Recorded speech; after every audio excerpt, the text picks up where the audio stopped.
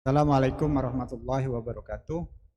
Mahasiswa yang saya hormati, kali ini saya akan memberikan kuliah tentang perbandingan nilai tengah uji T dan atau uji Z.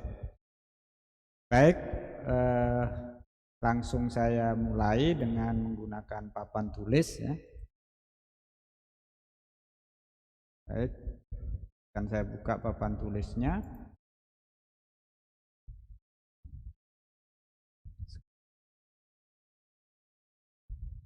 Baik, ini papan tulis yang sudah saya miliki.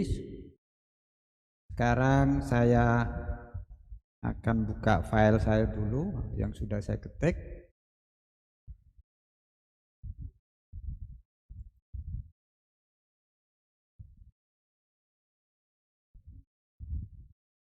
Oke.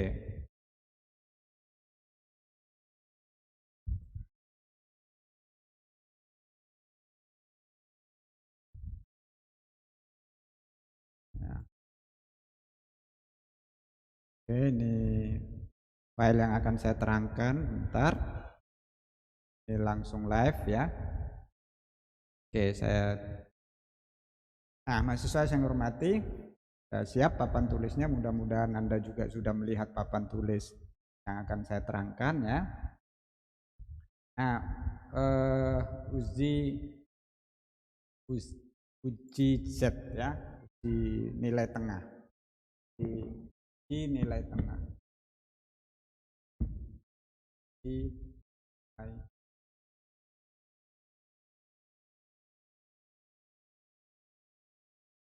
nilai uji Z atau nah ini uji nilai tengah ini ada 4 jenis ya, ada 4 1,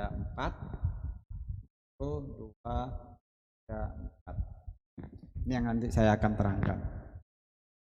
Yang pertama adalah uji nilai tengah satu nilai.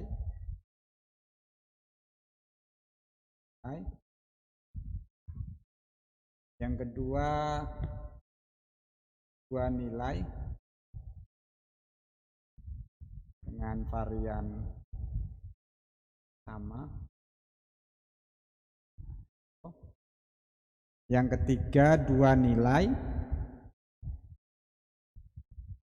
varian tak sama, varian beda.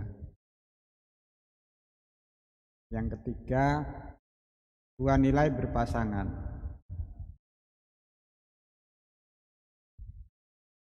Ini yang akan saya terangkan pada kuliah kali ini.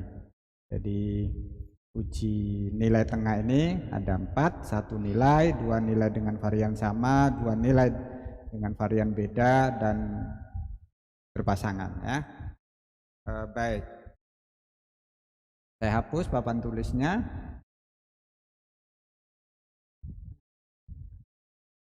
Saya hapus. Nah, ini tugas dosen menghapus. Sekarang saya tampilkan file uji 1 nilai ya. Ini saya perbesar. Nah, oke. Yang pertama uji 1 nilai.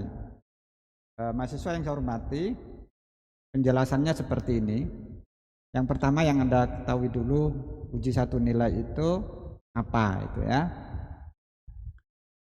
Uji 1 nilai ini seperti ini ya. Misalkan kita punya satu populasi 1 hektar lahan misalkan ya. Di 1 hektar lahan ini kita tanami tanaman gitu ya. Ini ada banyak tanamannya. Ini tanamannya banyak sekali karena 1 hektar. Nah, ini ada nilai parameter namanya. Parameter. Apa di antara nilai parameter? Pertama jelas N, cacah tanamannya. Yang kedua adalah rata-ratanya, mu-nya. Yang ketiga adalah ragamnya, sigmanya. Nah, ini biasa dalam suatu nilai yang bisa kita hitung atau wajib kita hitung. Nah, populasi ini mengandung parameter tiga ini, n, mu, dan sigma. Kemudian dari populasi ini kita ambil beberapa dari ini ya.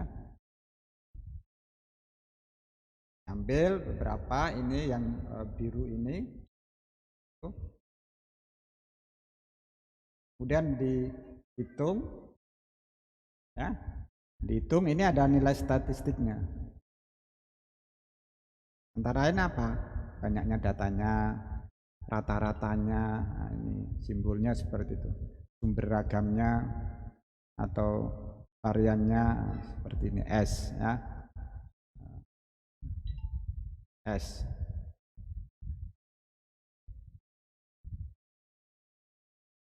Seperti itu. Ini statistik. Nah, uji satu nilai ini biasanya adalah untuk menguji hipotesis apakah nilai ini ya, nilai ini rata-rata ini sama atau tidak dengan nilai mu-nya ini. Nah, ini ada dua hipotesis, yaitu hipotesis 0 dan hipotesis 1. Mu sama dengan mu 0, yang hipotesis satunya mu tidak sama dengan mu 0. Kemudian wilayah kritiknya ini T lebih besar dari T alfanya atau selang kepercayaannya. Alfanya adalah dibagi 2 ya. Nah, rumus T-nya adalah ini. Rumus T-nya nah ini. Dengan derajat bebas n kurang 1. Dengan catatan bahwa ragamnya ini, ragam ya, atau ini itu tidak diketahui dan n-nya kurang dari 30. Maka menggunakan rumus T ini. Tapi apabila ragam dari parameter populasi ini diketahui dan n-nya lebih dari 30, ini n-nya lebih dari 30 ya, maka menggunakan pendekatan Z. Nah, Z X rata-rata dikurangi mu dibagi ragamnya. Seperti itu. Ini uji T yang pertama. Baik, sekarang saya ambil uji T yang kedua. Nah, saya hapus ini. Sekarang ambil uji T yang kedua.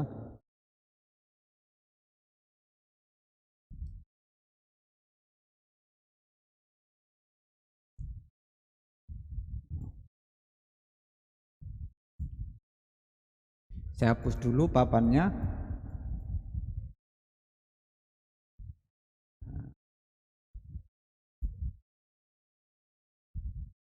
Ini saya hapus.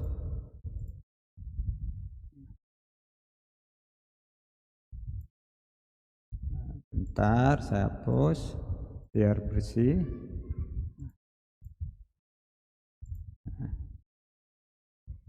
Oke. Nah, ini uji T yang kedua. Mudah-mudahan Anda bisa melihatnya. Ini rumusnya. Oke. Nah. Oke. Nah, uji dua nilai tengah dengan ragam sama. Nah, ini ilustrasinya begini di pertanian ya. Jadi di pertanian misalkan ini punya greenhouse ya, rumah kaca. Ini rumah kaca dengan mikroklimat yang homogen tentunya. Berarti kalau mikroklimatnya homogen, berarti kita asumsikan bahwa ragamnya sama ya, variannya sama. Jadi mu-nya, sigmanya sama ya. gitu. Atau es ya, ragam itu sama. Jadi karena mikroklimat di greenhouse itu cenderung homogen, maka kita katakan dalam satu luasan ini adalah ragamnya sama. Kemudian kita di greenhouse ini kita ambil dua peta ya. Itu peta 2, peta A, peta B. A ini dari A dan B ditanami tanaman gitu ya, dan bisa kita jumlahnya atau cacat tanamannya sama, bisa lain N1 bisa berbeda dengan N2 ya. N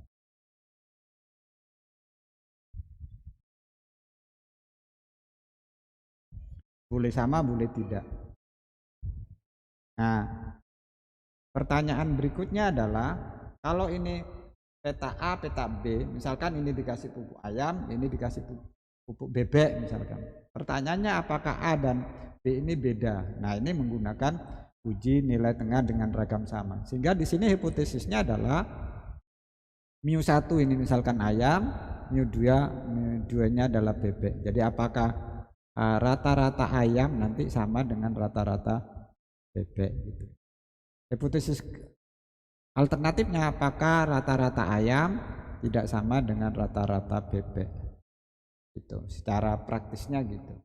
Wilayah kritiknya ini T-nya T hitung kurang dari minus T alfa bagi 2, jadi alfanya jangan lupa dibagi 2 ya, selangkah pertanyaannya atau signifikansinya.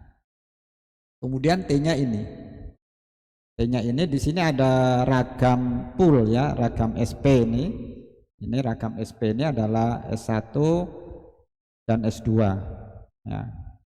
Temunya di sini kan ada data, ini ada S1. Di sini ada data juga kelompok yang BP ini. BP ini juga ada. Ya. Jadi saya ulangi. Jadi satu greenhouse mungkin, kemudian ada dua peta, peta A, peta B. A yang dikasih ayam, B dikasih bebek. Nah, di sini banyaknya tanamannya N1 menghasilkan ragam S1 kuadrat simbolnya, yang bebek cacat tanamannya N2 ragamnya S2 kuadrat. Jadi membandingkannya nanti menggunakan rumus T yang ini. Itu yang kedua, ya kan? Baik, yang ketiga. Yang ketiga hampir sama dengan yang kedua, hanya tempatnya ini tidak homogen ya. A dan B-nya beda. Baik, saya tampilkan bentar, ini saya hapus dulu. Saya hapus.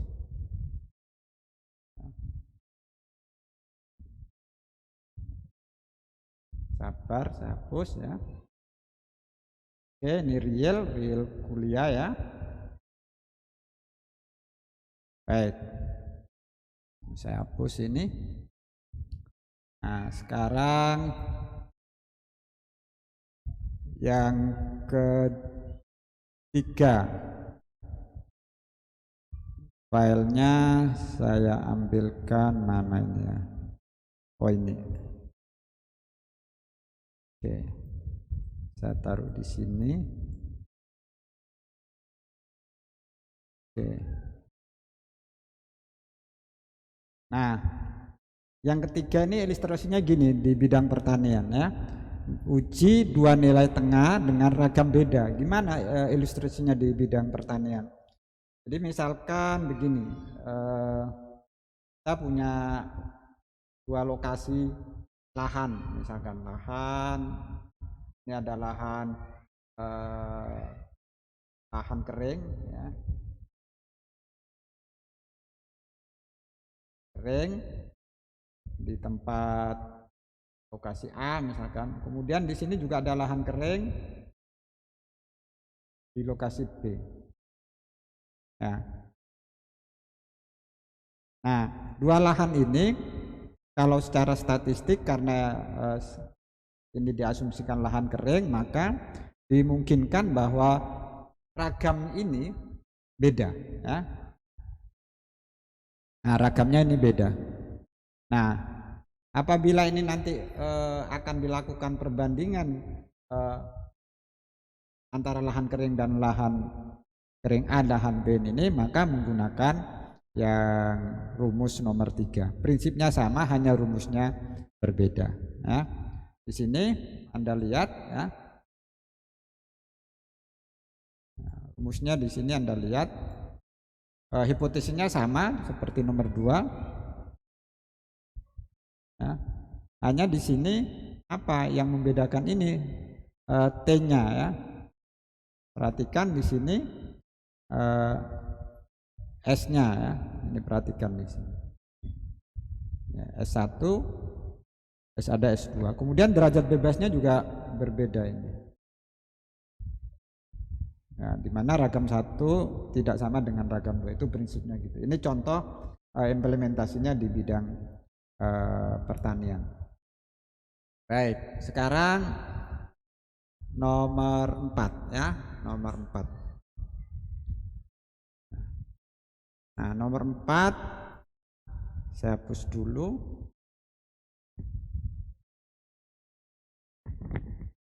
Nomor 4 datanya berpasangan. Nah, gimana berpasangan ini ilustrasi contohnya? Misalkan begini. Ini ada satu peta,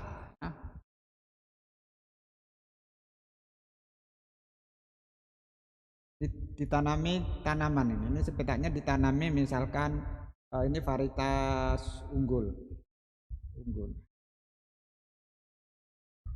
Ini ada tanami di sini.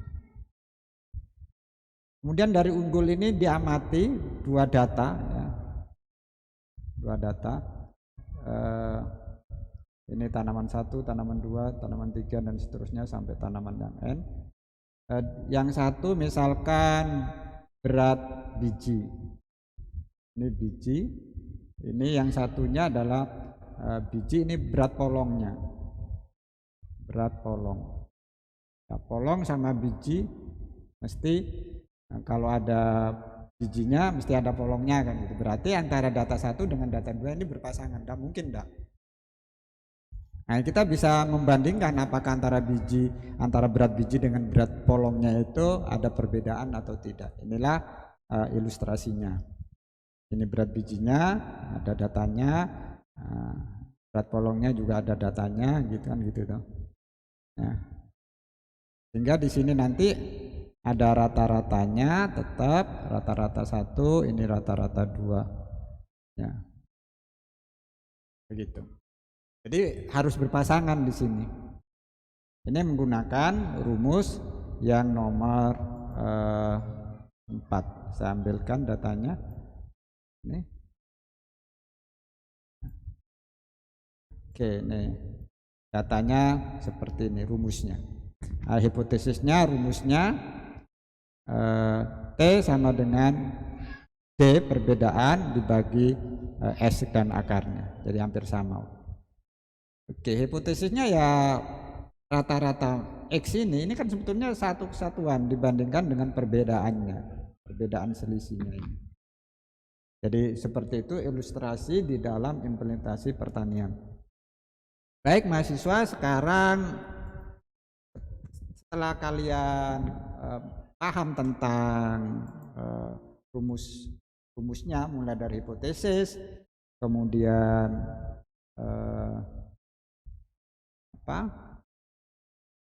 hipotesis, kemudian wilayah kritiknya, kemudian rumus T-nya, derajat bebasnya, maka sekarang saya ambilkan adalah contoh kasusnya, ya, contoh soalnya.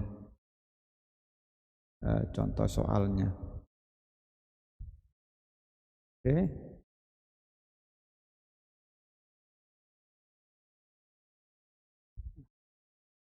Oke, ini contoh soal 1, contoh soal kedua. Sabar dulu, saya perbesar. Nah, ini.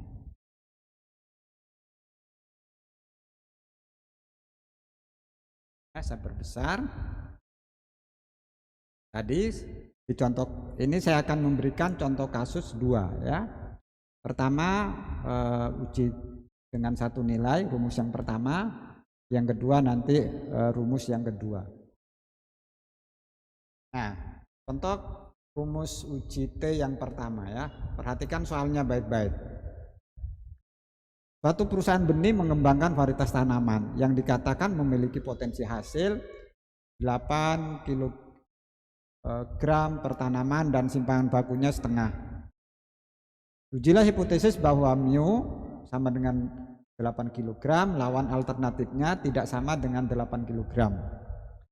Bila suatu contoh acak tanaman tersebut menghasilkan nilai tengah 7,8 kg per tanaman, gunakan taraf nyata 0,1% ini. Jadi perusahaan benih tadi ya, jadi perusahaan benih dia mengklaim bahwa hasilnya 8 kg. Simpangan bakunya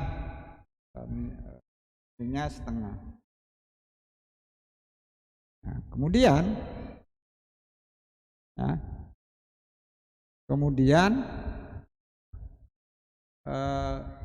ada mahasiswa menanam tetapi hasilnya tidak 8, tapi ternyata X-nya ini adalah 7,8 kg. Gitu. Ya. Sehingga mahasiswa tersebut bertanya apakah hasil penanamnya mahasiswa ini benar enggak sesuai dengan potensi hasil dari pabrik benih yang 8 kilo. Jadi apakah ini 7,8 sama enggak dengan ini? Maka disusunlah hipotesis. Nah, itu. Nah, gimana langkahnya? Yang pertama, ini langkahnya. Nah, susun hipotesisnya H0, mu sama dengan 8 kg, H1-nya tidak sama 8 kg, alfanya 0,1. Ya, alfanya 0,01 berarti dibagi 2 ketemunya alfanya berarti 0,005 ya.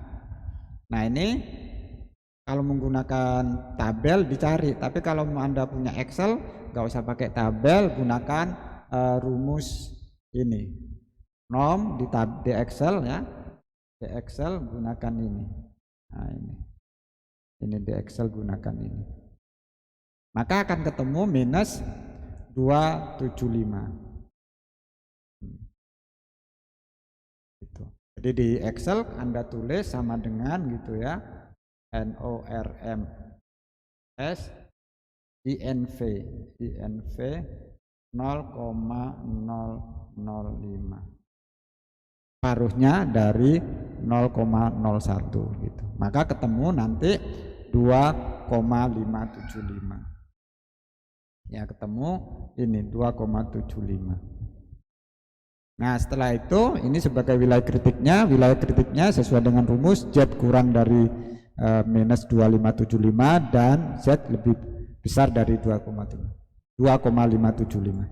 Setelah itu hitung Z-nya dengan rumus ini. Nah, rumus ini ketemunya adalah minus 2,83. Nah, karena Z hitungnya lebih besar dari Z tabel ya, Z hitung lebih besar dari Z alfa, maka yang diterima adalah H1-nya. Nah, H1. Nah, ini H1. Artinya apa? Artinya 7,8 kg ini ya, memang benar lebih kecil dari 8 kg. Ini benar berarti. Nah, jadi ini diterima. Tuh.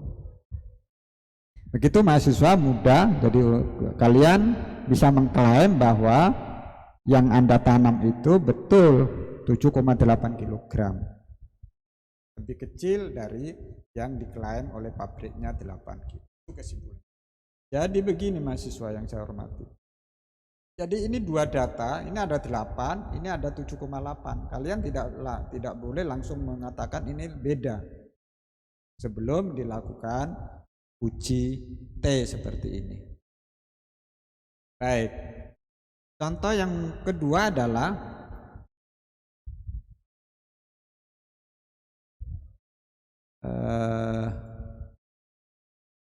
ini. Oke.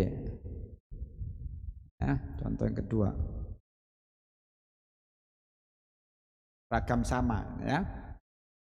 Pada rumah kaca yang kondisi mikroklimatnya homogen dilakukan uji coba dua varietas yang berbeda. Satu petak dilakukan penanaman varietas unggul dan petak yang lain dilakukan penanaman varietas lokal gitu ya. Ini sambil saya ngapus papan. Oke. Jadi ada dua petak ya di greenhouse. Yang merah ini unggul, yang ini lokal kan gitu. Ya. Yang unggul ini N-nya 12. Yang lokal ditanam 10 tanaman. Nah, yang unggul hasilnya rata-ratanya 85. Yang lokal 81 kilogram hasilnya seperti itu misalkan. Pertanyaannya adalah apakah unggul dengan lokal beda gitu ya. Jadi ini Anda jangan terus mengatakan 85 sama 81 kan memang beda, bukan seperti itu. Apakah secara statistik ini bisa dibenarkan bahwa rata-rata unggul dengan lokal beda? Maka tahapannya adalah menggunakan uji T seperti contoh soal nomor 2 ini. Ini langkahnya, Anda tentukan varietasnya, hipotesisnya ya. Yang kedua tentukan hipotesis satunya, rata-rata varietas unggul tidak sama ya dengan lokal. Jadi Anda menulisnya gini. Ya. A tidak sama dengan B atau unggul tidak sama dengan lokal gitu ya. Rata-rata unggul tidak sama dengan lokal, itu hipotesis satu. Kemudian jangan lupa tentukan wilayah kritik uji T-nya. Anda lihat tabel uji T ya. Dengan derajat bebas 20, kenapa 20? Ini sudah ada rumusnya ya. Jadi derajat bebasnya atau V N1 tambah N2 kurangi 2. 12 tambah 10 kurang 2, ketemunya 20. Nah, Anda lihat di uji T, di tabel T itu nanti akan ada ketemu 1,75 ya. Di tabel T nanti Anda akan ketemu angka 1725. Lihat tabel T-nya. Nanti saya terangkan tentang bagaimana membaca uji T. Nah, lihat rumus di nomor 2, di situ ada SP ya atau ragam pool. Di situ ini ketemunya ya, masukkan angka-angkanya, kemudian masukkan ke T. Nah, ternyata T-nya ketemunya adalah ini 2,07. Nah, 2,07 itu bandingkan dengan T tabelnya. T tabelnya ternyata ketemunya 1725 ini tadi. Berarti ya, saya hapus ya ini ya. Kan T-nya tadi ketemunya 17. Oke, saya ulangi. 2,07 ini berarti lebih besar dari 1725. Itu gampangnya gitu. Berarti yang diterima hipotesisnya adalah hipotesis yang H1. Artinya apa? Varietas unggul itu betul-betul tidak sama hasilnya dengan varietas lokal. Jadi ini yang 85 itu betul-betul secara statistik tidak sama dengan taraf nyata sebesar 0,95 tadi. Jadi taraf nyatanya harus disebut ya. Taraf nyatanya ini 0,90 ini ya. Soal ini adalah 0,90. Ini 0,1 kan. Berarti taraf nyatanya ini. Begitu mahasiswa. mudah. Ini contoh percobaan yang sering dilakukan oleh mahasiswa pertanian. Baik, sekian dulu dari saya untuk uji T. Sekali lagi perhatikan rumusnya, apakah itu menggunakan rumus T atau Z, itu tergantung dari ragam dan jumlah datanya. Kalau jumlah datanya itu kurang dari 30, gunakan rumus T. Tapi kalau lebih besar dari 30, nah itu biasanya menggunakan pendekatan Z. Jadi perhatikan lagi rumus-rumus yang sudah saya berikan dan contoh kasus tadi ya.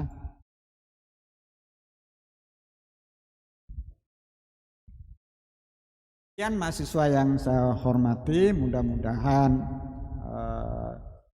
penjelasan singkat ini bermanfaat dan nanti akan saya berikan contoh-contoh penyelesaian soal yang lain.